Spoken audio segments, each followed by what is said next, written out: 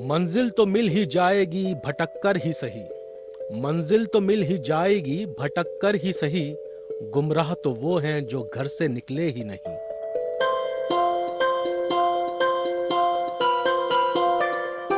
मैं हूं सैयद जावेद नईम। दोस्तों, जब मेरे और आपके कदम बढ़ेंगे एक साथ तवाफ़े जहां के लिए, तो मुझे यकीन है कि आपके जहन में हिंदुस्तान की तस्वीर का जो नक्श है वो पूरी तरह बदल जाएगा।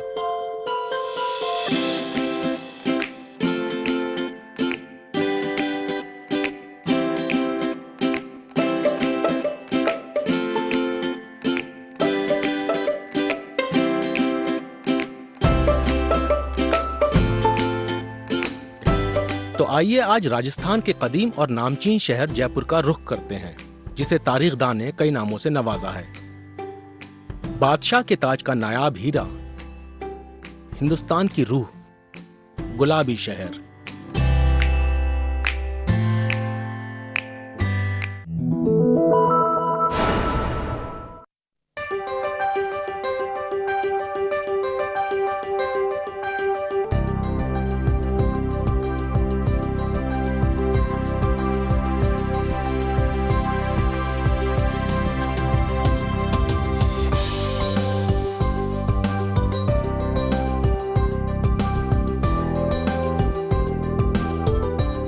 जो सफर की शुरुआत करते हैं वही मंजिल को पार करते हैं। एक बार चलने का हौसला रखो, मुसाफिरों का तो रास्ते भी इंतजार करते हैं।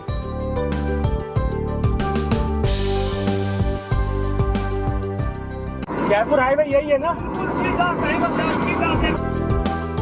दिल्ली से जयपुर नेशनल हाईवे 8 का इस्तेमाल करके पहुंचा जा सकता है। सफर में लगने वाला वक्त ट्रैफिक जैम और सड़क की हालत से जूझता हुआ 5 से 7 घंटे का हो सकता है, लेकिन ये वक्त इस बात पर भी मुनहसिर करता है कि रास्ते को आप किस तरह जीते हैं, क्योंकि असल सफर तो रास्ते और उसके मुकाम का होता है। मंजिल को तो बस सफर की इंतहा कहा जा सकता है।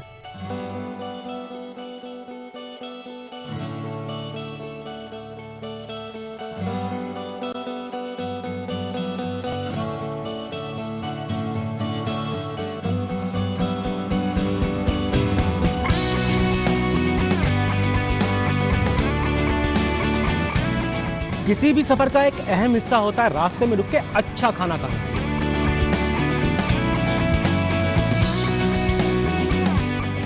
इतना लजीज खाना मैंने काफी दिनों बाद खाया है।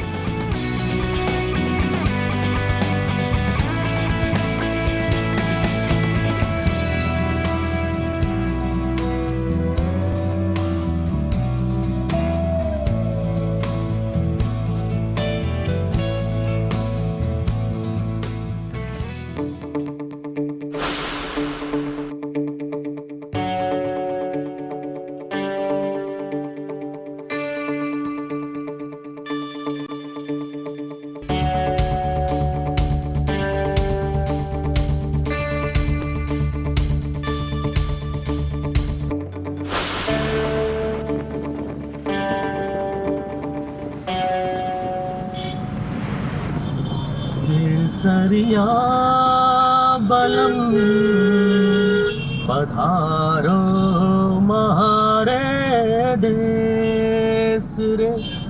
एक लंबे सफर के बाद नाज़रीन मैं पहुंच चुका हूं गुलाबी शहर। जी हाँ, आपने बिल्कुल ठीक समझा, राजस्थान की राजधानी जयपुर में।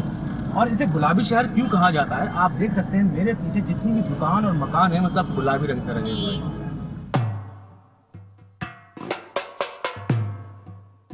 महारानी एलिजाबेथ और वेल्स के शहजादे जयपुर आए तो पूरे शहर को गुलाबी रंग से ढक दिया गया था।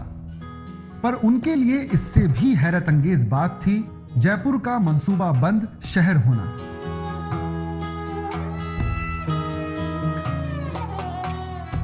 नाज़रीन, शहर के गुलाबी होने के पीछे भी एक बहुत ही मजेदार वाकया है। कहा जाता है कि 1878 में जब वेल्स के शहजादे यहाँ पर आए थे तो उस वक्त के राजा सवाई राम सिंह ने उनके खैर मकदम के लिए पूरे शहर को गुलाबी रंग से रंग दिया था। और तब से ये रिवायत चली आ रही है कि यहाँ के ज्यादातर लोग अपने घर को गुलाबी रंग से ही रंगवाते हैं।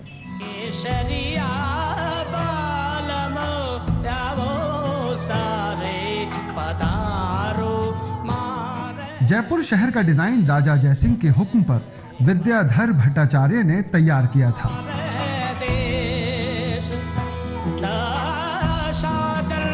हिंदुस्तान का पहला ऐसा सूबा जिसे शहरी मंसूबे की तर्ज पर तैयार किया गया था, वास्तुशास्त्र के मुताबिक बने होने की वजह से भी खास अहमियत रखता है।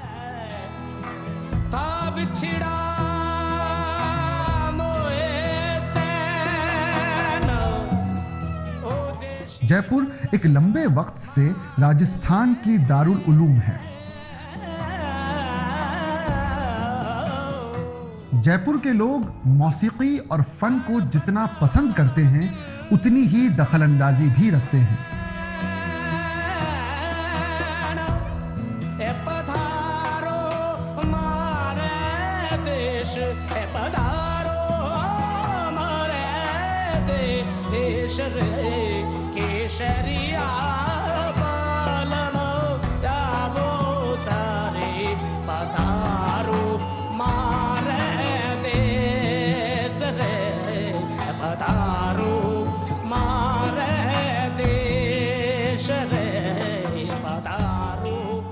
नाज़रीन, मैं पहुंच चुका हूं हवा महल पर और आप देख सकते हैं कि इसमें कितने सारे झरोके हैं, कितनी सारी खिड़कियां हैं।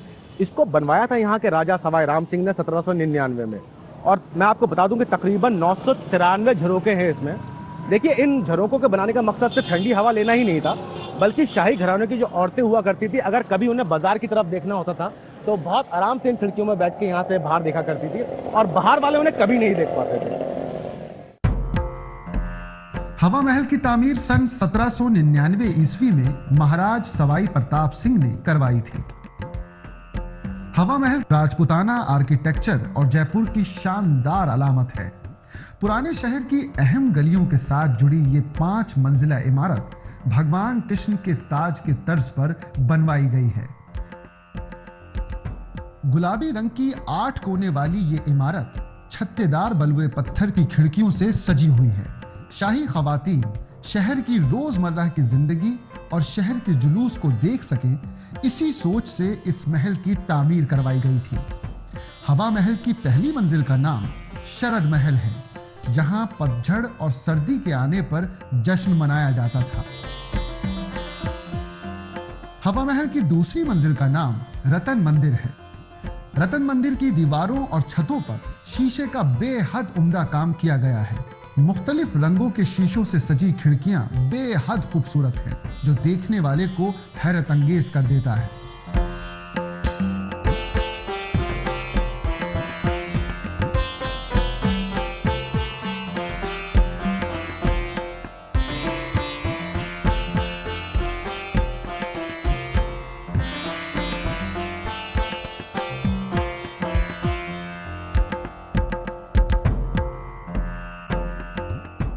तीसरी मंजिल को विचित्र मंदिर कहा जाता है, जो छत पर जाकर खुलती है। विचित्र महल की खिड़कियों से शहर का नजारा लिया जा सकता है। यहां से शहर अपने पूरे रंग में नजर आता है। हवा महल की चौथी मंजिल प्रकाश मंदिर है। अपने नाम के मुताबिक ये मंजिल रोशनी से सराबोर रहती है। रोशनी अपना रास्ता इन खूबसूरत जालियों से ढूंढती है। हवा महल की आखिरी और 5वीं मंजिल हवा मंदिर है। इस जगह की खासियत है कि चाहे मौसम कोई भी हो, आपकी घड़ी ने कितना भी बजाया हो, यहाँ हर वक्त हवा के झोंके ताजगी का एहसास कराते रहते हैं। अपनी इसी खासियत की वजह से ये मंजिल हवा मंदिर के नाम से जानी जाती है।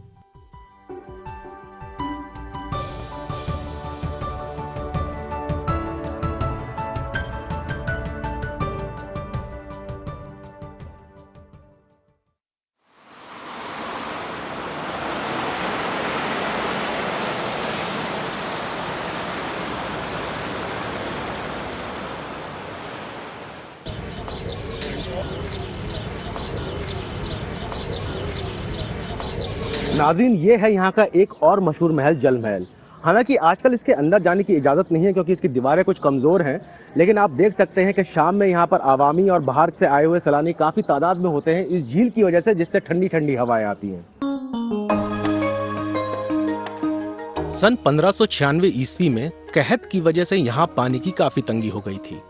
उस वक्त आमेर के हाकिम ने तय किया कि आमेर और अमागढ़ की पहाड़ियों के बीच एक पुष्टा बनवाया जाए, जिससे कहत के दौरान पानी की तंगी ना हो, और नतीजे के तौर पर मानसागर झील वजूद में आई।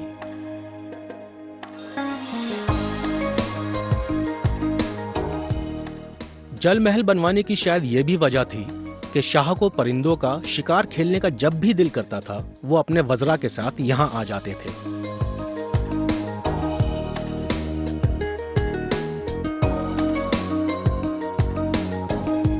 चांदनी रात में झील के पानी में इस महल का अक्स बेहद खूबसूरत लगता है।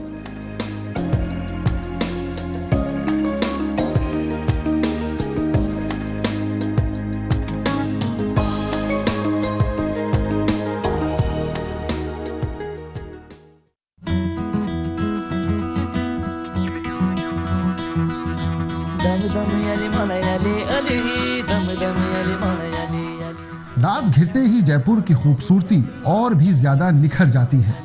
रात होते ही जयपुर के बाजार चमचमाने लगते हैं। जयपुर के बाजारों में उन खरीदारों की भीड़ अपने पूरे शबाब पर होती है जो खरीदारी करने के लिए रात की अहमियत और लुत्फ को पहचानते हैं।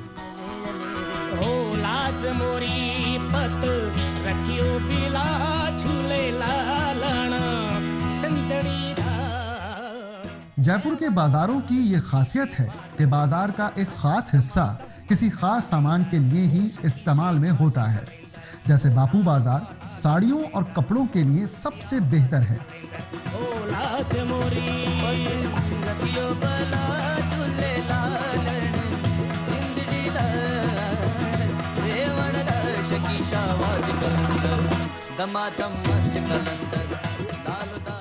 जयपुर मुख्तलिफ किस्म के कीमती पत्थर जौहर जवाहर के लिए भी बेहद मशहूर है। पुराने शहर के जुनूबी मशरक़ी हिस्से पर मुस्लिम आबादी वाले पहाड़गंज इन जौहर और कीमती पत्थर के खरीदो फरोख्त का अहम मरकज है। नाजरीन, जयपुर काफ़ी मशहूर है अपने कीमती पत्थरों और नगीनों के लिए। मैं काफ़ी देर से एक दुकान ढूंढने की कोशिश कर रहा था क्योंकि मुझे उसके बारे में कुछ मालूमात हासिल करनी थी। यहाँ पर मुझे एक दुकान नज़र आ रही है, इसमें काफ़ी सारे अलग अलग तरीक़ों के पत्थर हैं और कुछ नगीने नज़र आ रहे हैं। तो मैं दिखाना चाहूँगा आप लोगों को ये पत्थर और नगीने, और इनसे कुछ मालूमात हासिल करने की कोशिश करूँगा इस बारे में।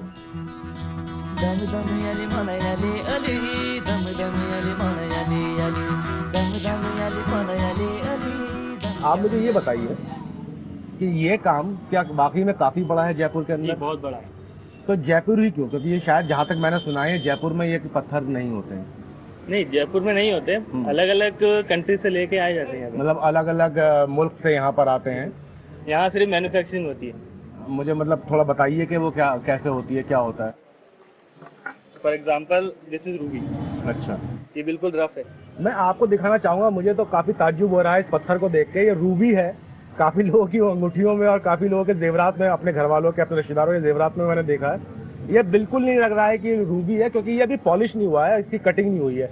अब मैं आपको दिखाऊंगा पॉलिश और कटिंग के बाद जो जयपुर के कारीगर हैं उनके हाथों से गुजरने के बाद ये किस तरीके से हो जाता है।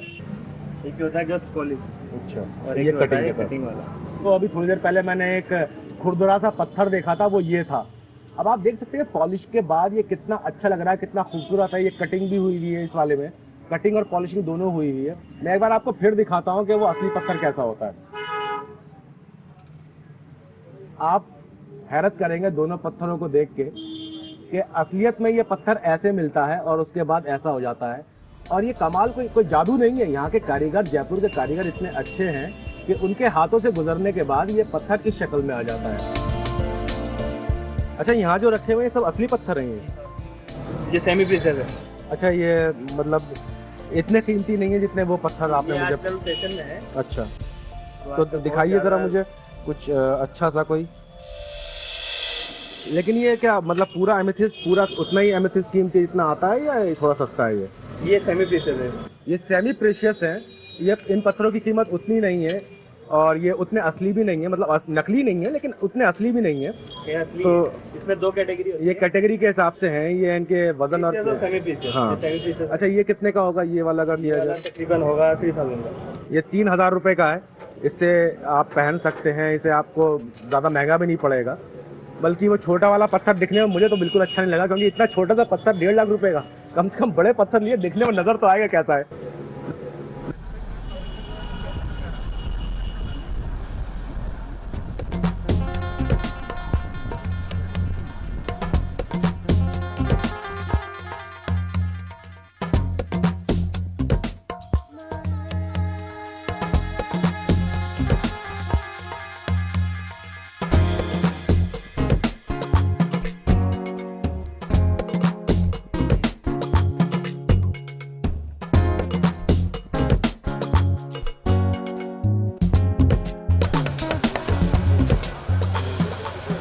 इस बात का अंदाजा बहुत कम लोगों को होगा कि जयपुर अपने वेजिटेरियन खाने के अलावा नॉन वेजिटेरियन खाने के लिए भी जाना जाता है। पूरे दिन एक जगह से दूसरी जगह जाने के बाद मुझे बहुत तेज भूख लग रही है, और मुझे पता चला है कि रामगंज में कुछ रेस्टोरेंट हैं जो बहुत ही अच्छा नॉनवेज खाना पकाते हैं। तो मैं आया हूँ ये देखने के मुझे यहाँ पर कौन कौन से जायके खाने को मिलेंगे। आइए मेरे साथ और पता करते हैं कि कौन कौन से जायके हैं।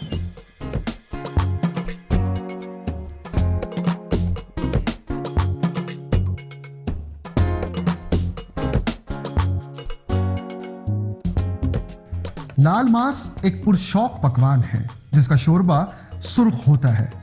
ये आमतौर पर बकरी के गोश्त से तैयार किया जाता है।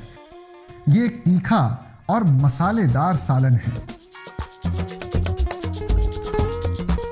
नाज़रीन, पूरे दिन की भागदौड़ के बाद मुझे बहुत तेज़ भूख लग रही थी, तो मैं इस जगह पर आया हूँ खाना खाने के लिए, और मैंने अपने लिए मंगवाया है चिकन फ्राई और ये लाल मांस, और मैं आपको बताऊंगा कि इसका जायका कैसा है।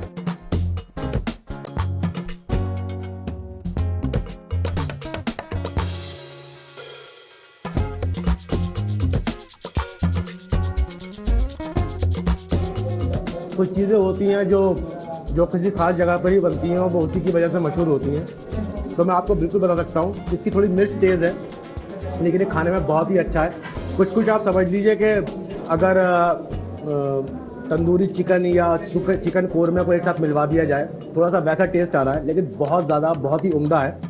चिकन फ्राई भी मुझे यकीन है, चिकन फ्राई हालांकि ज़्यादातर जगह पर एक जैसा होता है, लेकिन इनकी प्रिपरेशन, इनकी चटनी में थोड़ा सा डिफरेंस इन्होंने बताया कि हम अलग तरीके की चटनी बनाते हैं, तो काफ़ी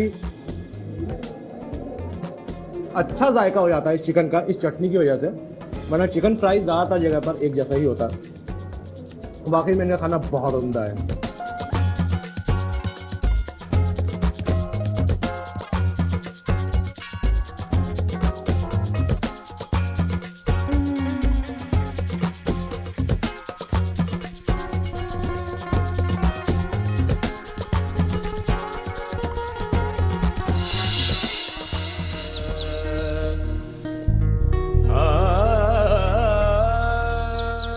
जयपुर में दस्तक दी है एक और नई सुबह ने, और ये मेरी खुशकिस्मती है कि इस नई सुबह ने मुझे एक खूबसूरत तोहफा दिया है, नाहरगढ़ किले से रूबरू होने का तोहफा। जी हाँ, मैं हूँ नाहरगढ़ किले के ऊपर, जहाँ से शहर का ये खूबसूरत नजारा सच में बेहद पुरकशिश और लाजवाब दिखता है।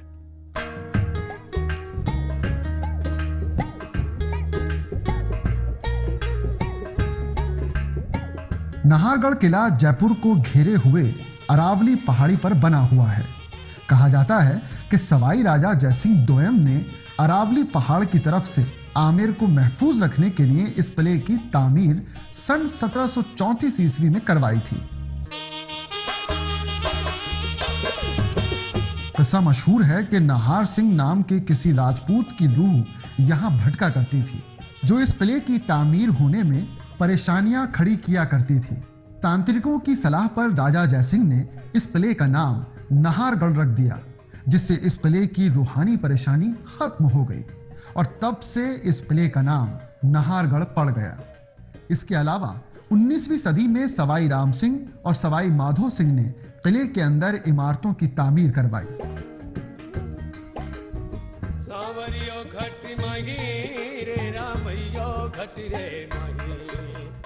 राजा सवाई राम ने अपनी 9 रानियों के लिए मुख्तलिफ रिहाइश बनवाई, जो किले के सबसे खूबसूरत हिस्सों में से एक हैं।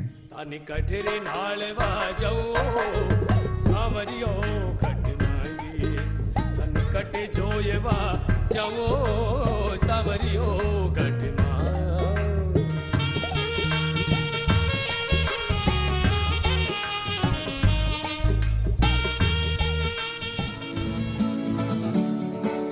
नाहरगढ़ किले का टैंक इधर कुछ सालों में सयाहों के बीच बेहद मशहूर हुआ है।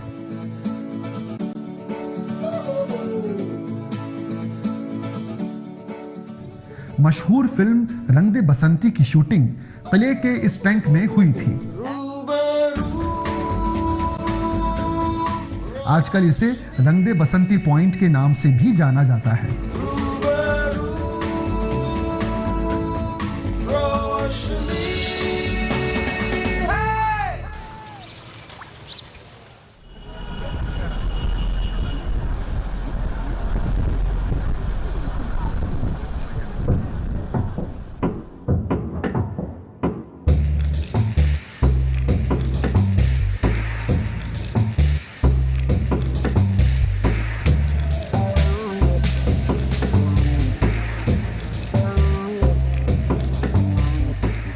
नाज़रीन, मैं जा रहा हूँ इस वक्त आमेर किले की तरफ, जो जयपुर का एक बहुत ही मशहूर किला है। इसे बनवाया था कछवाहा राजपूतों ने, जो ग्वालियर मध्य प्रदेश के रहने वाले थे और जिनकी हुकूमत वहाँ पर तकरीबन 800 साल रही। तो अभी मैं किले के अंदर जा रहा हूँ और देखता हूँ कि यहाँ की और क्या खुसूसियात है।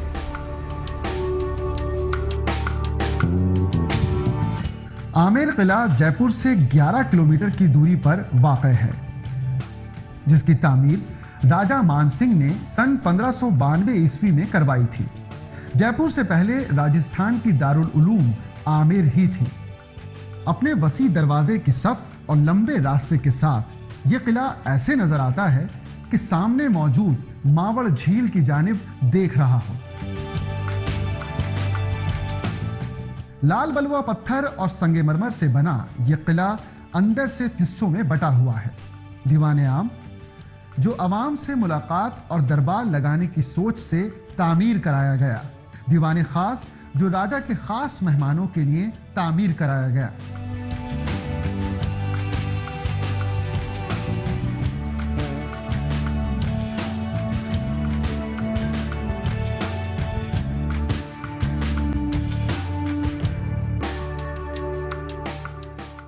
मैं अब आपको दिखाऊंगा यहाँ का दीवान खास, जो यहाँ के बहुत ही खास लोगों के लिए बनाया गया था। राजा के जो खास लोग हुआ करते थे वो उनसे यहाँ पर आकर मिला करते थे।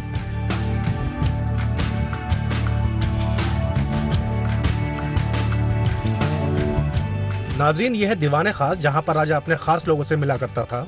आप देख सकते हैं कि इसकी दीवारों पर और छत पर शीशे का काम हुआ है और बाहर से जो धूप की रोशनी पड़ रही है तो उससे ऐसा लग रहा है जैसे चांदी का काम इसकी छतों पर हो रखा हो। बहुत ही खूबसूरत है यह।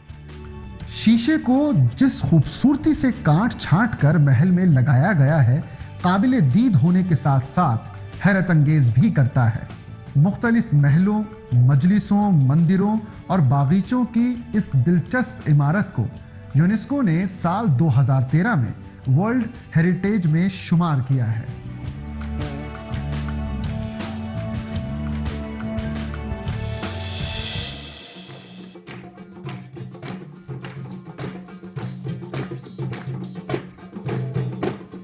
जयपुर शाम होते ही अपने होटल्स, पैलेसेस और तहजीबी मरकजों के साथ मौसीकी के सुर में गूंज उठता है और जयपुर की हर एक तस्वीर जो दिन भर हमने देखी होती है फिर से जिंदा हो जाती है।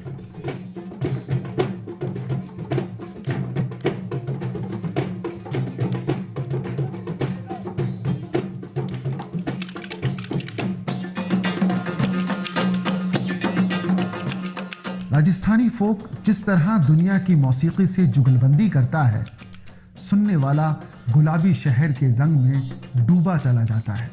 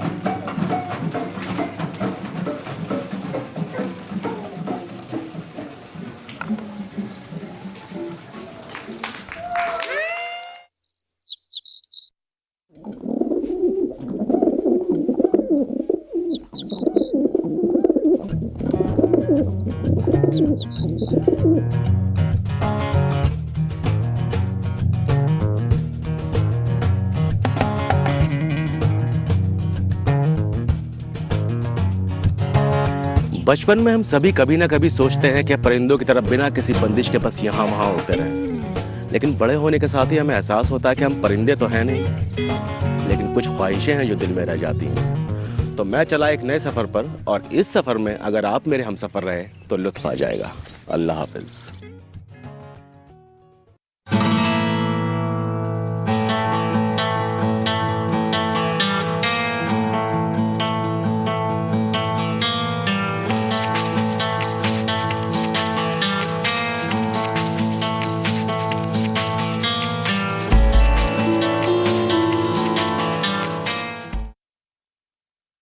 ये विशाल है ना, इसका सब प्रॉपर चलता है। कल इसके बैंक खाते में 15,000 रुपए का फ्रॉड हुआ है, पता है?